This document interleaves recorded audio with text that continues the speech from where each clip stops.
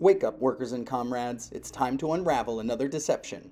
Why do billionaires own empty mansions while working class families are evicted? Why are landlords raising rent while wages stay the same? Because housing isn't a human right under capitalism. It's a business. We are told that housing is a privilege, not a right. That if you work hard, save up, and make the right choices, you can afford a home. But here's the truth. Housing isn't expensive because of the market or supply and demand. It's expensive because landlords and corporations profit from keeping it that way. Corporate landlords hoard empty homes while millions are homeless. Rent hikes aren't about costs, they're about profit. Working class people are being priced out of cities while billionaires buy up entire neighborhoods. Today we're breaking down how landlords exploit renters, how tenant organizing and rent strikes can fight back, and why housing must be treated as a human right, not a commodity.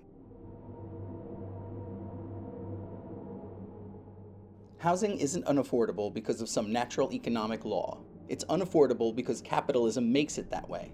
Corporate landlords like BlackRock and Vanguard own hundreds of thousands of properties, forcing prices up and creating artificial scarcity. In major cities, luxury apartments sit empty while working class people are priced out. Developers don't build affordable housing because there's more profit in high-end real estate. Meanwhile, wages haven't kept up with housing costs for decades. In the 1970s, the average renter spent 25% of their income on housing. Today, nearly half of renters spend over 50% of their income just to keep a roof over their heads. This is not a failure of the system, it's the system working exactly as intended. And it's even worse for marginalized communities. Redlining and racial housing discrimination have kept Black and brown communities locked out of homeownership for generations. Gentrification pushes working class communities, especially communities of color, out of their own neighborhoods. Indigenous people have been displaced from their lands for centuries, first by colonial settlers and now by real estate developers. Housing injustice is not just about class, it's about race, colonialism, and capitalism working together to extract wealth. Landlords do not create value, they extract it. They don't build homes, they buy them and charge others to live there. They don't improve communities, they gentrify and displace people. They don't provide a service. They exploit people's basic need for shelter. And when tenants can't pay, they evict them, even though there are more empty homes than homeless people. They raise rents, even though wages have stayed stagnant. And they call the cops on struggling families because under capitalism, property is valued more than people. And yet we are told that landlords deserve their wealth, while renters are expected to just accept skyrocketing costs.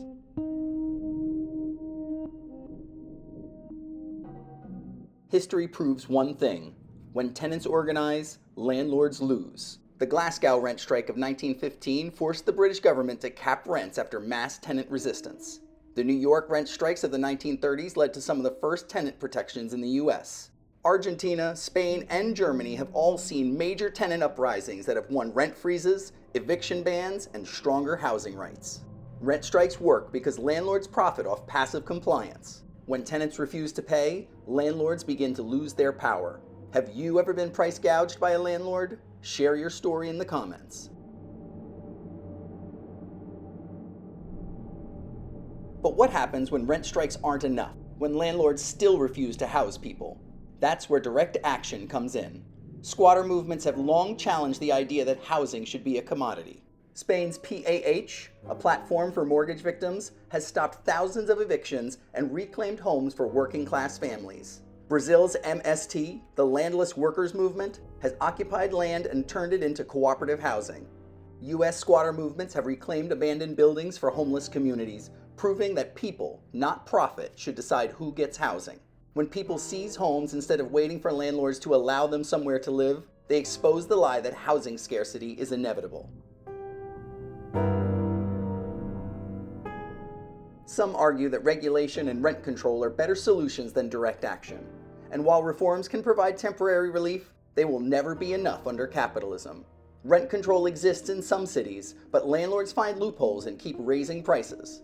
Eviction bans help, but once they expire, landlords kick people out anyway. Housing subsidies just funnel public money into landlords' pockets instead of solving the problem. The only way to end housing exploitation for good is to abolish landlords and treat housing as a public good.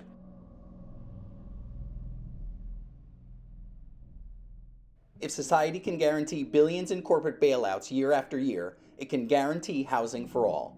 Take housing out of the market and turn it into public, cooperative, or tenant-run spaces. Stop developers from hoarding land and pricing out the working class. Give tenants collective control over their homes. Capitalism treats housing as an investment opportunity, not as a necessity. But housing shouldn't be a privilege. It should be a right.